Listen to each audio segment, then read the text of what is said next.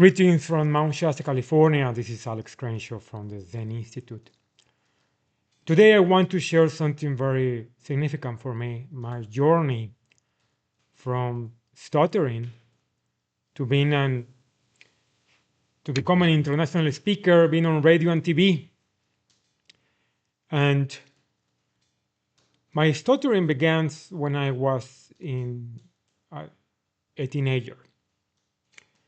And at that time, you do not understand why. You have an idea. I went to speech therapists. I did some exercises, but it continued even as an adult. And stuttering is a very unique, uh, it's not a disease, but a state of mind. Sometimes physical, most of the time. According to studies, most of the stutterers are men.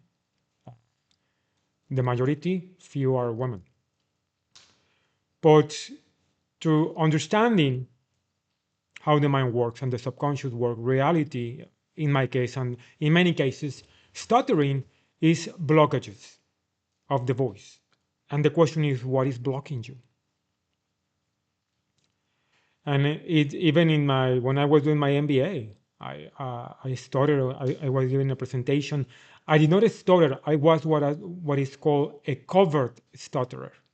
A covert stutterer, which is covert, wants to cover the stuttering, uh, becomes very good at switching words because you know when you will stutter based on the mind, and then you switch the word that is coming. And a person who was known for that, it was Winston Churchill. He wasn't a stutterer, but he was a covert, and it is said that he was a walking dictionary because he had that ability in his speeches because he knew a, a word that he knew that he will block, he will switch the word, and then that's the reason people didn't notice. And I used to do that, but doing a research about the mind, how the mind works, the subconscious mind, I also found out that I had a lot of toxic shame, which I began doing a research, and it's so profound, toxic shame. Uh, when I was teaching at the Folsom Prison to the inmates, I taught that topic, and the inmate asked me like 3 times, please talk more about it, because many crimes are based on toxic shame, which is could be anger repressed. Many inmates, many people in the prison have anger repressed.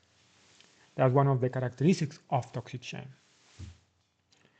Uh, and then taking risk, because it becomes like a prison. You are constantly rehearsing what you will say until you get tired of that. Part of overcoming that is finding your mission, doing what you love in life, and that is going to give you the strength and the power to overcome any difficulty. Uh, I did EFT also, which helps. But it's important to find the core of the issue. Sometimes I block. I do not know where is that coming from. But the question is, what is blocking me? Because the body is an antenna, and it tells you something.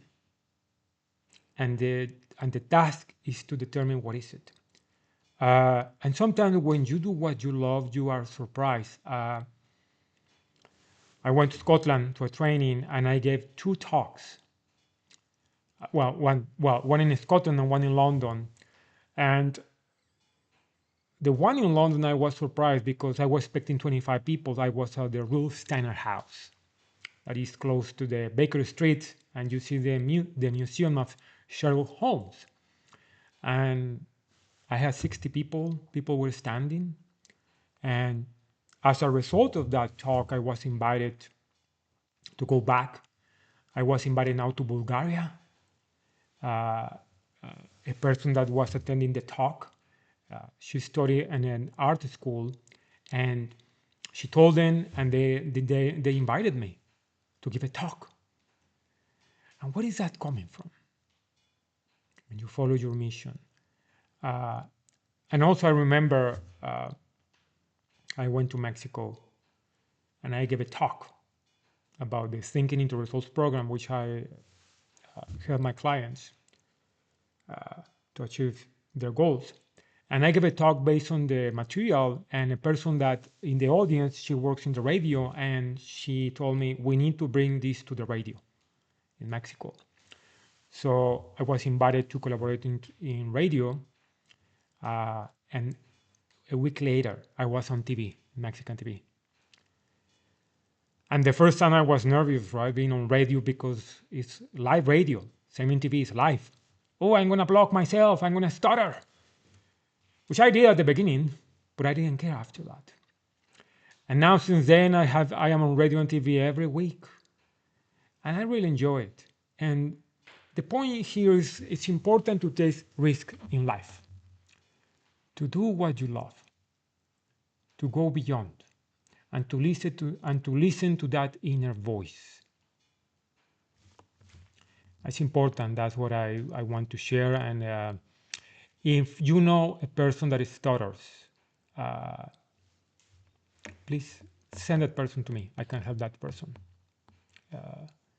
It's all in the mind. Yes, there are exercises with the voice, train the voice. I do it every day. As a speaker, I need to practice every day. I am giving tomorrow a speech of Helen Keller. This is the third time that I talk about Helen Keller. But it's important. Yeah, the voice, but all is in the mind. Everything is consciousness. And even with all my years of meditation when I was in training, which I do every day, I still stutter. So even with meditation, you need to understand how the subconscious works. 95% of what we do is driven by the subconscious mind. Stuttering is a subconscious issue.